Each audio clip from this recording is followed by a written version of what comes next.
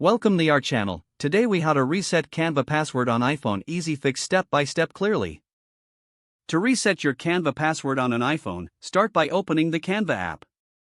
On the app's login screen, look for the Forgot Password link. Tap on this link to proceed. Next, you'll be prompted to enter the email address linked to your Canva account. Type in your email address carefully and tap Send. Check your email inbox for a message from Canva. If you don't see it, check your spam or junk folder as well. Open the email and look for the password reset link. Tap the link to open it in your browser. You will be directed to a page where you can enter a new password. Choose a strong password that you haven't used before. Re-enter the new password to confirm it. Once you've completed that, tap Reset Password. Your password will now be reset. Return to the Canva app and log in with your new password.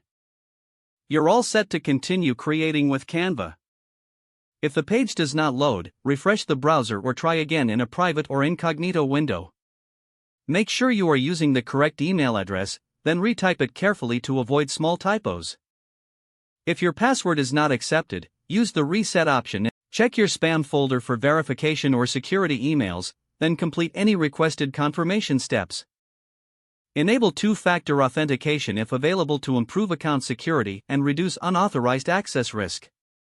After signing in, review your profile details so your contact information and settings are accurate and current.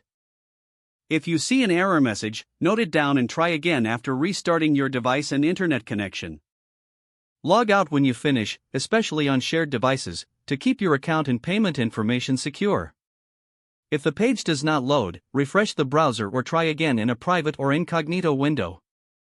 Make sure you are using the correct email address, then retype it carefully to avoid small typos. If your password is not accepted, use the reset option and create a new strong password you can remember. Check your spam folder for verification or security emails, then complete any requested confirmation steps. Don't forget to like this video and subscribe to our channel for more step-by-step tech guides.